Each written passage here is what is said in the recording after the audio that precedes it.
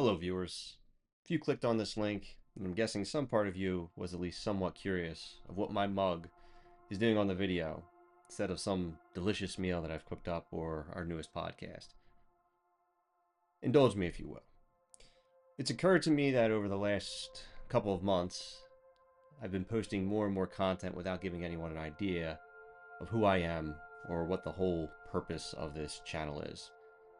I'll admit it's definitely an eclectic assortment of things, so let's start at the beginning. It all started back in 2018 when my brother-in-law gifted me one of those D&D starter packs. It's not something I asked for or didn't even expect, but I did know that when he did give it to me, even though I didn't know anything about D&D, I was at least a little bit curious about how everything worked. Even though I grew up as a gamer, Nintendo, Sega, even TurboGrafx 16 at the time, never occurred to me to play D&D because I never had anybody to play with. But over the next couple of months, I started to figure things out. Went online, looked at a bunch of YouTube videos, and a lot of literature was read, and started to piece together how D&D worked, what we would need to assemble a crew, if you will. But that was the hardest part, assembling a crew. Outside of myself and my brother-in-law, we really didn't have anybody else to play. So, in order to do that, something had to happen. Before we talk about what that something was, we need to do a brief break from that story to go into another story. During this time when I was researching D&D, I was also redoing my kitchen. Yet another endeavor into something that I had very little idea of what I was doing and kind of just figuring it out as I went along. But I did a good enough job that I started to really enjoy cooking, which really sparked my first of two new hobbies slash passions, cooking. I grew up in an Italian American household. I still am an Italian American. And while I always enjoyed eating, I never really enjoyed the actual process of cooking or hosting, which is something my family, especially my grandmother, was really good at doing. Always felt warm and cozy, and you always enjoyed those Sunday night dinners. As I started to learn how to cook, I started to really enjoy the whole process of cooking, and that's more than just getting ingredients or getting a recipe and making something. It's making your guests feel welcomed and your home is their home, and getting them excited for just the enjoyment of each other. And out of that, and from my love of video games, I started to collect many cookbooks. As we can see here, we have one D&D, two D&D cookbooks on top of a Final Fantasy cookbook, Elder Scrolls cookbook, Legend of Zelda cookbook. I have a Destiny cookbook. Needless to say, I've probably gotten a little bit overzealous with my gaming themed cookbooks over the last 3 to 5 years, but you know, one passion blends into another passion, and both passions sort of get better because of it. So, doing all that, moving back into our D&D story, and not to make this video too long, I knew two things. One, I had to create my own campaign. I did this for the benefit of the friends that were interested, because they didn't really know the Forgotten Realms. They didn't know much of the mythos or the world. And even though the starter pack has, you know, that little mini campaign of Fendelver, it really didn't resonate with me. And I knew if I was going to be a DM and I was going to be controlling the story, I needed to come up with something that at least they could easily jump into with minimal knowledge of the story. And if anything did come up, well, I'm creating it so I'd be able to do it on the fly, or at least plan ahead of time. So first thing I had to do was go ahead and start writing an actual campaign. And the second one, to lure them in, that's where the cooking came in. Even though they were willing to give D&D a try, I didn't know how serious they were about it. Even though we had no real session zero, a lot of the planning was done during or throughout text throughout the day for a couple of weeks until we finally said this is when we're going to do it. and they really relied heavily on me to figure everything out. But the one thing that really did entice them was, hey, give me something that you want to eat and I will cook it for you and I will provide drinks. And there was a lot of bribing going on. And as we all know, a majority of D&D campaigns start at a tavern. This one was no exception, but in order to make things a little bit more accessible, or at least a little bit more warm and inviting, I made sure that the tavern that they were in mimicked what I was serving. So when the barkeep in campaign gave them a mug of ale, I made sure that each of them had a mug of ale at the table. I forget what we cooked. It might have been a stew at the time, but we made sure, well, I made sure it was delicious, and I made sure to coincide with what the campaign or what the tavern keeper was serving at the time. And even though it was a little thing, it didn't really matter in the long run. I started to bridge or at least connect that D&D or our sessions were more than just a tabletop game. It was the tabletop game on top of or alongside with good cooking and good fun, which I think most DMs would agree is one of the things that make D&D or any tabletop game really accessible and enjoyable. It's not just the game itself; it's the people, the experience, the socialization aspect. And my part of the socialization really extends into cooking and hosting. So fast forward 2.5, 3 years from 2019 to 2021, we played four of us, myself being sort of a DM slash player, and three other friends of mine.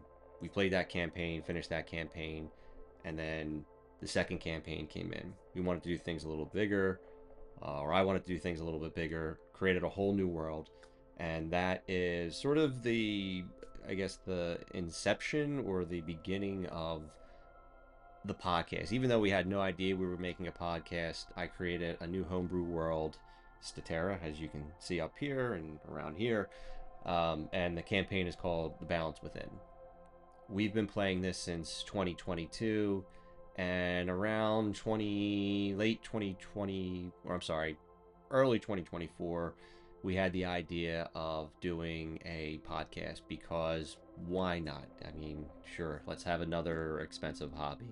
Much to my wife's chagrin, we all had the idea. One of the players also does a podcast for other tabletop stuff, so he was a great help. And figured, let's just throw it out there. Maybe some people will enjoy it. Maybe some people will have a lot of laughs. If anything, and there were never any views, then I would at least look back on this and remember good times, which I often do when I'm editing it, because we say and do a lot of stupid things, which I'm sure happens in a lot of D&D circles for a lot of people who participate. But for us, it was just a nice way to sort of branch out a little bit. And you could tell with microphones in front of us, we tend to get a little sillier.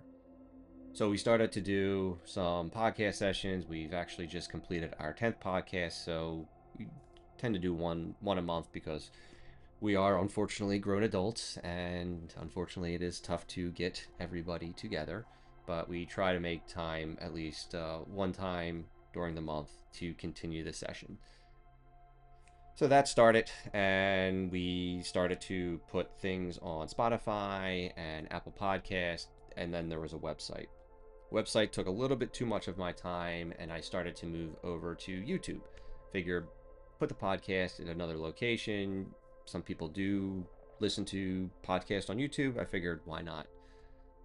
But then I started to get that itch where any content creator knows when you start to create and you enjoy creating and you have that outlet, you want to start to do a little bit more. And even though writing for a campaign and planning encounters and cooking and planning the menu and figuring out what you're going to do for your next session, even though that takes up a lot of time, there was still something else I thought I could do. And that's when I figured there's not really a lot of channels out there, to my knowledge, where people talk about blending the entire hosting session of D&D.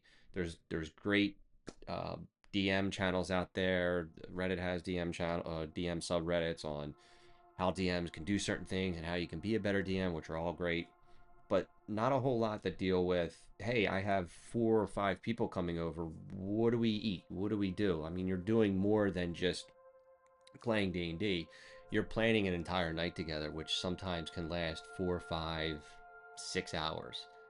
And that's when I started to do some cooking videos. And my cooking videos, and I'll be the first to say, I'm not a chef, I'm a cook, and I think I do a pretty good job. Still learning as you go through some of my videos. You know, maybe they look great, maybe they don't look great. I'll let you decide. What I do know is I enjoy it, and my players enjoy it, and they're very happy with the meals provided to them. So I figured, why not throw out some easy to make, cost efficient meals that don't take a lot of time? Because if you're a DM and you've ever had that planning phase of the night, or at least either prior to people arriving, it's a lot of work. You got to clean your house, you got to set your table up, you got to plan your encounters, you got to get your minis ready, get your maps ready. Maybe you're not somebody who wants to cook, which is absolutely fine, and I'm not saying every DM has to cook.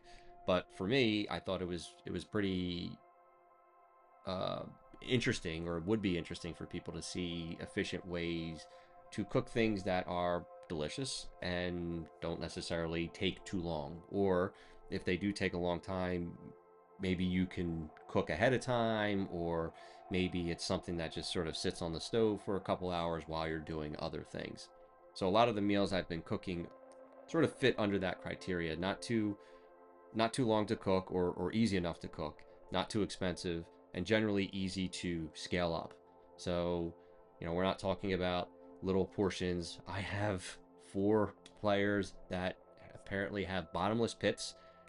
Even though I'm a small guy myself, they will eat until there is no other food. They are literally locusts when they come over. But that's a good thing, right? You don't want to cook for somebody and have them not eat. So I'm not really complaining. So that's kind of what the channel is about. It's a part podcast of our actual play, and part cooking slash hosting. It's probably a bit of an interesting channel, I will say, but I figured now that we're above 25 or 26 subscribers and enough views and enough hours, I figured to say hi to those who have subscribed so far, those who stumble across this little corner of the internet. Thanks for joining. If you ever have questions about meals that I provide, or videos that I put up, or questions about our actual play or the campaign, or even DM questions or whatever, feel free to post it on the video that you're watching. We also have a website. It's DnDnDnD.com. So Dungeons and Dragons and Dining and Diners, Dungeons and Dragons and Dining and Dudes. There's some contact information there, so feel free to browse that and send me an email, and I'll respond back as quickly as I can.